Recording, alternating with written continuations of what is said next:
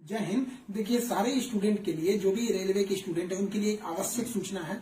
आपकी सारी मांगों को रखा गया है। हम आपकी सारी दुविधाओं को अब क्लियर करते हैं।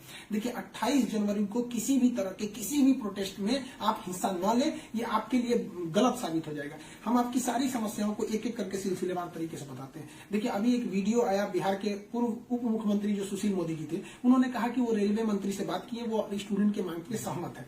और आरआरबी रेल मंत्री भी इस बात से सहमत है कि वो 20 गुना रिजल्ट देंगे, अर्थात ओरिजिनल जो नंबर रिपीट नहीं करेंगे, यूनिक नंबर जो दिए जाएंगे, अर्थात 3.5 लाख और लड़कों को जोड़ा जाएगा। एनटीपीसी वालों की समस्या खत्म। ग्रुप डी वालों की जो समस्या थी, उनके लिए सीबीटी 2 को जो अचानक जोड़ा गया था, उस पर भी वो सहमत हो गए, इसे भी हटा देंगे वहां पर। इस पर प्रधानमंत्री का भी इंटरफेरेंस था, जिस वजह से ये आसानी से हुआ। अब बातों को समझिए, इसमें गलती रेल मंत्री या प्रधानमंत्री की ओर से नहीं थी, इसमें गलती आरआरबी की ओर से थी। आरआरबी को स्टूडेंट की समस्याओं से मतलब नहीं था, और आरआरबी भी कुछ चीजों से जूझ रही थी। उसको इतने बड़े एग्जाम को कंडक्ट कराने के लिए कोई कंपनी जल्दी नहीं मिल रही थी। लेकिन कुछ लोगों का कहना है कि ये राज्यों में हो रहे चुनाव के मद्देनजर ऐसा डिसीजन लिया है, ये गलत है। देखिए, ये किसी टीचर या स्टूडेंट का स्टेटमेंट नहीं है, ये पॉलिटिकल मोटिवेटेड स्टेटमेंट है। हम बताते हैं क्यों ऐसा नहीं होगा, रेलवे को अपनी बात क्यों माननी पड़ेगी। क्योंकि ये जो संशोधन और कमेटी बनाई गई है, और ये जो डिसीजन लिया गया है कि 20 गुना रिजल्ट और सीबीटी 2 ग्रुप डी से हटाया जाएगा, ये रेल मंत्री का डिसीजन है, और इसमें पीएमओ इन्वॉल्व है, न कि आरआरबी का। अगर आरआरबी का रहता तो आरआरबी मनमानी करती, लेकिन उसके ऊपर पीएमओ का डेडलाइन है। पीएमओ जिस डेट को दे दी, उसको हर हाल में मानना है। इसलिए आपकी हर मांग को मान लिया गया है। आप किसी भी तरह का कल कोई प्रोटेस्ट नहीं करेंगे, क्योंकि जब आप प्रोटेस्ट करेंगे तो उसके बीच में कोई दूसरा आदमी भी आके वायलेंस कर देगा। आरा में जो ट्रेन जला दी गई, या फिर गया में ट्रेन जला गई, क्या विद्यार्थी कह सकता है कि उसके आड़ में किसी दूसरे ने नहीं किया हो?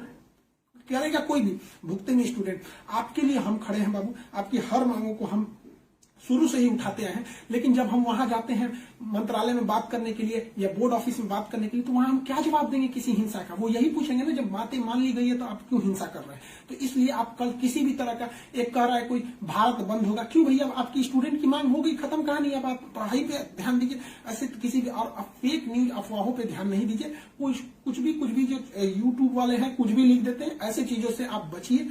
किसी भी डिस्ट्रिक्ट का कोई भी लड़का कल कोई भी प्रोटेस्ट या वायलेंस नहीं करेगा। हम कोई भी शिक्षक, हम हो या कोई टीचर, सारे टीचर परेशान हैं कि कल के प्रोटेस्ट को कैसे भी रोकिए। सारे टीचर से भी कहते हैं कि आप लोग तत्काल वीडियो रिलीज कीजिए कि कल कोई भी स्टूडेंट किसी भी डिस्ट्रिक्ट का हो।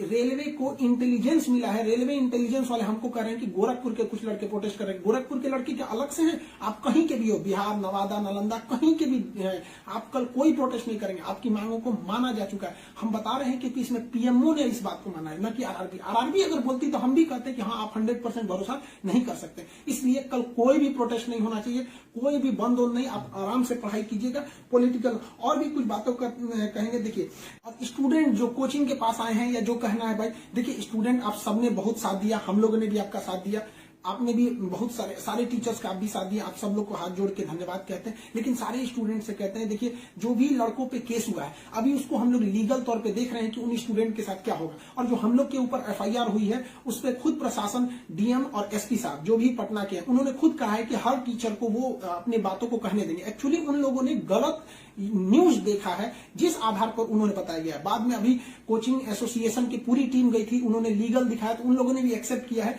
कि वो हम बातों को समझेंगे। जब हम लोग वहां बातें करेंगे तो बताएंगे। आगे हम लोग पे क्या एक्शन लिया जाता है वो हम आपको बताएंगे। हम आपके साथ हैं, आप लोग हमेशा रहिए। आप लोग के देखिए, हम आपकी हर बात को उठाते हैं। लेकिन अभी हमारे ऊपर सबसे बड़ी जिम्मेदारी है कि 28 तारीख को कुछ नहीं होना चाहिए। क्योंकि अगर 28 तारीख को कुछ होगा तो फिर हमको जवाब देना ही नहीं बन पाएगा, क्योंकि आपकी हर बातों को मान लिया गया। हाँ, हमारी गिरफ्तारी या किसी टीचर की गिरफ्तारी होगी कि नहीं होगी, एफआईआर वापस होगा कि नहीं होगा, ये सारी चीजें जब हम वहां बैठेंगे प्रशासन पे, जो डिसीजन होगा हम आपको बता देंगे।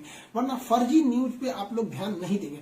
आप बाबू बात समझिए, इतना प्रेशर है। हमारे घर के लोग, हमारी मम्मी परेशान है। अगर आप कल को अगर प्रोटेस्ट कर देते हैं या कुछ भी, तो हम अपनी मम्मी को समझाने में परेशान होंगे। एक फैमिली, बताइए हम लोग की फैमिली के ऊपर क्या गुजरता होगा। आप समझिए इस चीज को।